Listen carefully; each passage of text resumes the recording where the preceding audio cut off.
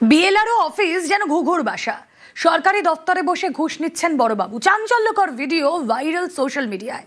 অভিযোগ, গঙ্গারামপুরের বিএলআরও অফিসে নাকি অলিখিত নিয়ম, ফলো করি তবে কাজ।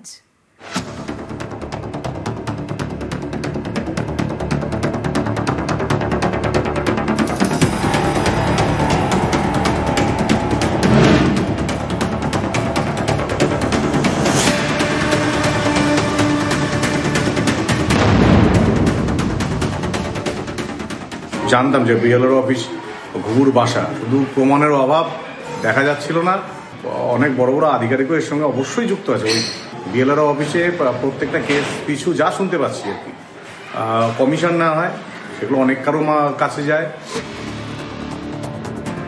দক্ষিণ দিনাজপুরের গঙ্গারামপুর, এখানকার বিএলআরও অফিসে ঘুষ না দিলে নাকি কোনো কাজই হয় না। অভিযোগ স্থানীয়দের। এরই মাঝে একটি ভিডিও ভাইরাল।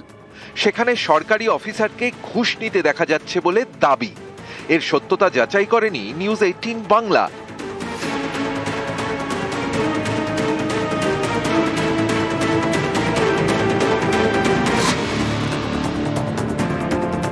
অভিযোগ, এভাবেই নাকি দক্ষিণ দিনাজপুরের গঙ্গারামপুরের বিএলআরও অফিসে কাজ হয়। ফলো করি তবে কাজ। অভিযোগ, ভাইরাল ভিডিওয় যাকে টাকা নিতে দেখা গিয়েছে তিনি বিএলআরও অফিসের বড়বাবু অখিল পাল। ঘুষ ছাড়া কোনো কাজ নাই। একটা কাগজ করতে গেলে ঘুষ নেয়, কাগজ নিতে গেলে ঘুষ নেয়, এরা কি ব্যাপার? অখিল পাল গঙ্গারামপুর বিএলআরও অফিসের ক্যাশিয়ার। ভাইরাল ভিডিওকে সামনে রেখে তার বিরুদ্ধেই অফিসে বসে ঘুষ নেওয়ার অভিযোগ।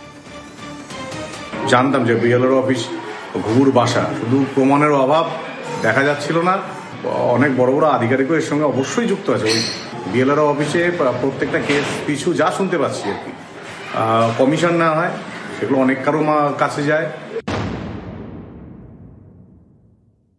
বড়বাবু আমার অফিসে ক্যাশ সেকশনের দায়িত্বে থাকেন। তো গভর্নমেন্ট যে রেভিনিউ হয় সেই সেকশনে ক্যাশ বিলিংস ওনার দায়িত্বই রয়েছে, সেটা গভর্নমেন্ট রেভিনিউ ট্রানজ্যাকশনটা উনি করেন। এবার যারা ভিডিও ভাইরাল করেছে তাদের কি কমপ্লেন আছে সেটা কমপ্লেন পেলে আমরা খতিয়ে দেখব। দক্ষিণ দিনাজপুরের গঙ্গারামপুর থেকে সুজন সূত্রধর, নিউজ 18 বাংলা। সরকারি প্রকল্পে বাড়ির জন্য কাটমানি দাবির অভিযোগ সরকারি কর্মীদের বিরুদ্ধে। সমীক্ষার সময় কাটমানি দাবির অভিযোগ, কাটমানি না দেওয়ায় যোগ্য প্রাপকদের নাম বাদ। মালদার চাঁচলে ব্লক অফিসের কর্মীদের বিরুদ্ধে অভিযোগ, 500 জন যোগ্য প্রাপকের নাম বাদ। পোস্টার প্ল্যাকার্ড নিয়ে ব্লক অফিসে বিক্ষোভ, নাম বাদ পড়ায় ব্লক অফিসে ধর্ণা অবস্থান। কাটমানির অভিযোগে সরব পঞ্চায়েতের নেতারাও। আমাদের ঘরে নাম এসেছিল, বারবার অনেকবার হয়েছে ইনকোয়ারি করার সত্ত্বেও লাস্টে যেটা ইনকোয়ারি হয়েছে ওটার পর তারপর শুনছি নাম কাটা গেছে। কেন কাটলো নামটা? এখন ওরা টাকার জন্য টাকা দিয়েছিল, আমরা টাকা দিতে পারিনি, ওই কারণে ওরা কারা? ব্লক থেকে যারা ইনকোয়ারি করছে ঘর পাওয়ার জন্য। ওর নাম নেই? হ্যাঁ, লিস্টের নাম আছে, কেটে দিয়েছে। এই যে রিসিভ কপি। কেন কাটলো? কেন কাটলো তো আমরা কি বলে বলবো? টাকা পয়সা চাইছে, হয়তো টাকা পয়সা দিতে পারি না। টাকাটা কারা চাইছে গিয়ে? যারা যাচ্ছে ইনকোয়ারিতে। কত টাকা করে চাইছে?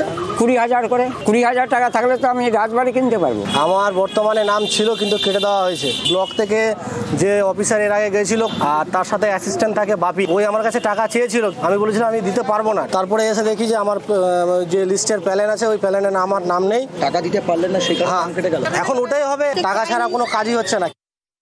আমাদের ব্লকের স্টাফরা কাঁচা বাড়ি থেকে ঘর দিচ্ছে না, দোতলা 3তলা বাড়ি 4তলা বাড়িকে ঘর দিচ্ছে টাকা বিনিময়ে। এলাকায় গিয়ে টাকা যাচ্ছে, একবার যাচ্ছে, টাকা নিচ্ছে, 4-5 বার ইনকোয়ারি করছে, একবার এক রকম। ঘর পাওয়া যোগ্য, বেড়ার বাড়ি, টালির বাড়ি, প্লাস্টিকের ঘর আছে, ঘর যদি না পাই তো আবার ব্লকে অনশন দেবে, না হলে আমরা রাস্তা বন্ধ করবো, অবরোধ করবো। আন্দোলনটা অবশ্যই যুক্তিসঙ্গত আছে। যদি এরা পাওয়ার যোগ্য থাকে তাহলে এদেরকে ঘরটা দেওয়া উচিত। কিছুরও বিনিময়ে কিছু আধিকারিকরা বারবার দফায় দফায় গিয়ে একটা ঘর মানুষ পাবে, একবার ইনকোয়ারি হবে। সেখানে আমি দেখলাম আমার এলাকায় একটা উপভোক্তার বাড়িতে 5 বার গেছেন, একবার ইনি অ্যালাউ করে দিলেন, আর একবার অন্যজনকে কেটে দিচ্ছেন কিছুরও বিনিময়ে। এটা আমাদের খুব খারাপ লাগছে। ঘরটা ইনকোয়ারিতে কোনো জনপ্রতিনিধি জড়িত না, এখানে আধিকারিকরাই জড়িত আছেন। আমরা বিডিও ম্যাডামের সঙ্গে পঞ্চায়েত সমিতি বসবো, যাদের নাম ছিল লিস্টে ওদের পুনরায় ইনকোয়ারি করে তারা যেন পায়, এইটুকু আমি তাদেরকে আশ্বাস দিতে পারি। এসএসসির চাকরি পেতে ভুল তথ্য, একাদশ দ্বাদশের শিক্ষকতার চাকরি পেতে ভুল তথ্য, ভেরিফিকেশনে কীর্তি ফাঁস 26 জন চাকরি প্রার্থী। শিক্ষকতার অভিজ্ঞতা রয়েছে বলে ভুল তথ্য। কথা বলবো, প্রতিনিধি সোমরাজ বন্দ্যোপাধ্যায় রয়েছেন সঙ্গে। সোমরাজ, দেখো, স্কুল সার্ভিস কমিশনের যে একাদশ দ্বাদশের শিক্ষক নিয়োগের প্রক্রিয়া চলছে, সেখানে দেখা যাচ্ছে যে কয়েকজন প্রার্থী তারা ভুল তথ্য দিয়েছেন আবেদনের সময়। এসএসসি যখন বর্তমানে ভেরিফিকেশন প্রক্রিয়া চালাচ্ছে, সেই ভেরিফিকেশন প্রক্রিয়ার সময় দেখা যাচ্ছে যে এমন 26 জন প্রার্থী ধরা পড়েছেন যারা তথ্য ভুল দিয়েছেন আবেদনের সময়। অধিকাংশ ক্ষেত্রে দেখা যাচ্ছে যে শিক্ষকতার অভিজ্ঞতার নম্বর এই ক্যাটাগরিতে তারা তথ্য ভুল দিয়েছেন এবং এই পরীক্ষার্থীদের ইতিমধ্যেই চিহ্নিত করেছে স্কুল সার্ভিস কমিশন এবং যাতে তারা ইন্টারভিউ এর ক্ষেত্রে সুযোগ পাওয়ার ক্ষেত্রে এসএসসি কি অবস্থান নেবে তা এখনো সিদ্ধান্ত নেয়নি কমিশন, খুব শীঘ্রই নেবে। কিন্তু ইন্টারভিউর আগে যাতে সিদ্ধান্ত নেওয়া হয় তার জন্য এই পরীক্ষার্থীদের ইতিমধ্যে মার্ক করে রেখেছে এসএসসি এবং গোটা বিষয়টিতে কার্যত অবাক হয়েছে এসএসসি যে কিভাবে পরীক্ষার্থীরা শিক্ষকতার অভিজ্ঞতার নম্বর পাওয়ার জন্য ভুল তথ্য দিল। আগামী দিনে এই পরীক্ষার্থীদের প্রার্থীপদ বাতিল করা হবে নাকি নম্বর কমিয়ে দেওয়া হবে তা শীঘ্রই সিদ্ধান্ত নেবে এসএসসি বলেই কমিশন সূত্রে খবর। ওকে।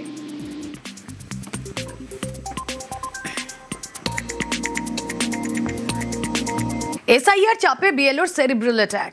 হুগলির কোন্নগরের 279 নম্বর বুথের ঘটনা। হাসপাতালে অঙ্গনওয়াড়ি কর্মী তপতি বিশ্বাস। বিএলওর দায়িত্ব পেয়ে চাপে ছিলেন তপতি। এসআইআর ফর্ম বিলি করতে গিয়ে নাজেহাল। রাত জেগে অনলাইনে ফর্ম আপলোড। ভোটারদের ঘন ঘন ফোনে জেরবার। এসআইআর চাপেই সেরিব্রাল অ্যাটাক, দাবি পরিবারের। রাত্রে 2:30টার সময় তো উঠে এইসব লিখেছে, ফর্মগুলো স্ক্যান করেছে, এইসব করেছে। করার পরে সে ভোরবেলা 5টার থেকে আবার আরম্ভ করেছে। এই করার পরে ওখানে নিয়ে এসে তখন ওখানে মানে মাথা ঘুরে পড়তে যাবি, তখন একজন ধরে ফেলে। এপিএলও কাজই করছিল, হাই প্রেশার, হাই সুগার, এই অবস্থায়। আমরা বারবার বলেছিলাম মনে হয় ওকে দিয়েন না, তার সত্ত্বেও জোর করে বলছে না দিলে চাকরি। এরা আতঙ্কে এইসব করে যাচ্ছে। প্রচন্ড চাপ, প্রচন্ড রাত থেকে ঘুমাতে পারে না। মূলত এসআইআর কাজ করতে কাজের চাপের জন্যই ওনার এই অবস্থা। 100%। নির্বাচন কমিশনকে চিঠি মুখ্যমন্ত্রী। এসআইআর এর কাজে বিএলওদের উপর চাপের অভিযোগে সরব মুখ্যমন্ত্রী। নির্বাচন কমিশনকে চিঠি দিয়ে প্রতিবাদ। বিএলওদের উপর অমানবিক চাপের অভিযোগ। এসআইআর স্থগিতের আবেদন মমতা বন্দ্যোপাধ্যায়। মুখ্য নির্বাচন কমিশনারকে কড়া চিঠি। কথা বলবো, আবির ঘোষাল রয়েছেন সঙ্গে। আবির, তিনি যেটা উল্লেখ করেছেন যে এসআইআর প্রক্রিয়া প্রশিক্ষণের অভাব রয়েছে যথেষ্ট, পাশাপাশি প্রয়োজনীয় নথি সম্পর্কে অস্পষ্টতা থেকে গিয়েছে এবং যে প্রক্রিয়া, সেই প্রক্রিয়াকে কাঠামোগতভাবে ত্রুটিপূর্ণ বলে তিনি মনে করছেন। তিনি উল্লেখ করেছেন যে বিএলওদের উপর অত্যাধিক চাপ সৃষ্টি করা হচ্ছে, যা তাদের শারীরিক এবং মানসিক স্বাস্থ্যের জন্য উদ্বেগজনক। ফলে এক্ষেত্রে দাঁড়িয়ে বিএলওদের উপর তো ভাবেই সাধারণ মানুষের উপর গোটা ঘটনাকে ঘিরে মানসিকভাবে চাপ পড়ছে এবং কিছু মৃত্যুর ঘটনাও সামনে এসছে। এই পরিস্থিতিতে নির্বাচন কমিশন যাতে যথাযথ পদক্ষেপ গ্রহণ করে এবং বিএলওদের মৃত্যুর প্রসঙ্গকে এসআইআর প্রক্রিয়া স্থগিত করার কথা মুখ্য নির্বাচনী আধিকারিককে চিঠিতে উল্লেখ করেছেন মমতা বন্দ্যোপাধ্যায়। বেশ।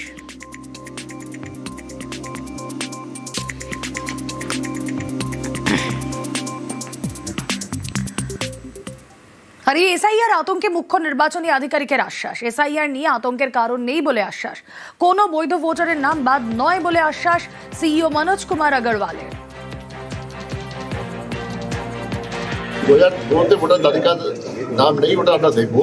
2025 যে ভোটার তালিকা নাম আছে 27 অক্টোবরে প্রত্যেক লোক ফর্ম পাবে। যার লিঙ্কেজ হবে না ওখানে হিয়ারিং হবে, আর যদি ওখানে আছে অনেক দিন থেকে আমাদের সক্ষম আছে ডিএম, সক্ষম আছে ডিআরও, ও সব এনরোল করবেন।